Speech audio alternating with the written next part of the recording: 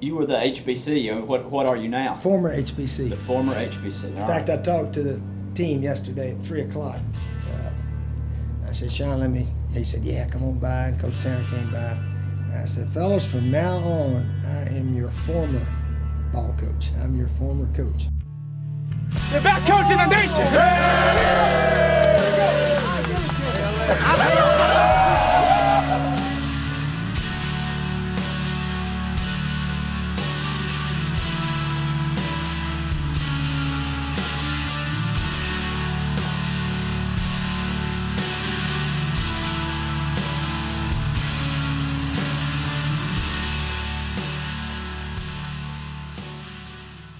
You know, usually when a coach resigns or gets fired or leaves, he usually goes into hiding. But I'm not going into hiding, and I think most people truly understand that this is best for South Carolina. I think they do.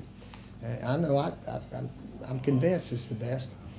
So Sean's happy in his office down below. They're happy in their locker over near the dressing room. So I'm sort of coming and going a little bit, trying to tidy up things, and I don't have to move all this stuff out for maybe 5 or 6 weeks. Right. So it's different. Yeah, it's different right now. Here's something sort of interesting. Randy Edsel got fired at Maryland, and he was 2-4. Well, we're 2-4. So I could have got fired. Yeah. And but since we'd won a bunch in the past. The AD wasn't going to fire me, I guess. So anyway, I sort of fired myself. That's one way to look at it. I don't think I've done a very good job this year. I really don't. For whatever reason, I just don't think I've done as well maybe as I could have. I am the oldest coach ever to be a head coach in football in the SEC. Did you know that? I don't know that. No coach has ever been 70 years old. Hopefully I don't act 70 or talk or look like it, but I am. And it's hard on recruiting. Yeah. You can't be 70 years old and go 4-8, 5-7. It doesn't work out.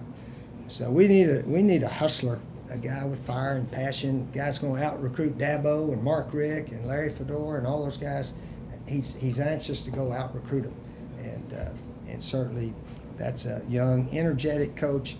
Maybe a coach that has not been a head coach. Maybe a guy that's anxious to make his mark. So Sean's he's got a shot at it. You had plenty of fire 2 years ago, last year. Mm-hmm. Does it just eventually? Well, I wear out? think it's obvious our talent's not quite as good as it Right. was, and that's my fault. But we haven't recruited us maybe quite as well. We thought we had, but Yeah. it hasn't played out.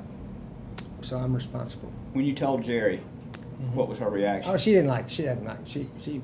She wants me to be head coach forever, I think. Right. Now, she loves going out there hugging all the players at practice. She can't stand the thought that I can't go hug all the guys. She actually can still do it. Right. I'm sure they'll give her a hug. And I'm going to encourage her to go out there a little bit, so forth. Yeah. Steve Jr. and Scotty, obviously, they're more than just coaches for you. How big a deal Yeah. was that part of it for you, and has that been? I didn't even hardly talk to them about it. But it was interesting. I told Jerry, I said, well, our two boys are on their own now. They're Yeah. flat out on their own, and they need to be, and they're ready for this. They're both prepared for it. So they knew this day was coming. You mentioned this a little bit, but the fact that you stayed double-digit years, not one but two places, is remarkable. Mm-hmm. How aware have you been of that throughout your career? Well, I hope people will say he wasn't a hit-and-run guy. Oh, man, Yeah. these coaches, some of them, they'll take a job, and if they get a better offer, they'll leave before they even coach 1 year. That happens a lot. Coaches are sort of an individual, what's best for me type guys, it seems like. But hopefully I've been a person that sticks around. Gosh, I've had the same wife now for 49 years, Josh. That's not bad. So I guess I'm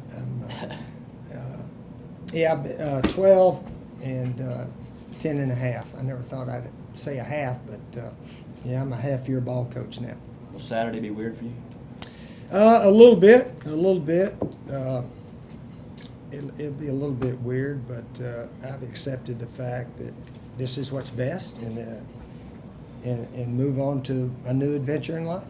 You take the scenario of staying. All right, say I stay. Say we go 4-8, 5-7, and we all get fired. All right, and so now, or I resign, and now all the assistants are out. They're all out now. And I really like the interim coach thing, and I think every head coach should do it this way. I mean, part of the idea was what Tommy Bowden did at Clemson. I don't know how he went and told him I'm finished, and they worked out a deal, and Dabo got to be interim coach. And 7 years ago, in fact, it's the same day that I resigned. It was 7 years ago, because Dabo called me and we talked about it. He said it's ironic. It was 7 years ago today that I was named interim. So by having an interim head coach, this guy gets a chance to turn it around. He gets a chance to, come on, guys, all you assistant guys, we're fighting it together now, or we're all gone. Yeah. So Sean's got these assistant coaches. I mean, they're coaching their butts off, and I'm out of the picture. So I think it's best. It's best for them. It's best for our staff that one guy got it, and they all got a chance maybe to stay if we turn it around. And, I've just been blessed my whole coaching career that I got a break here or there just to stay in. It's been unbelievable.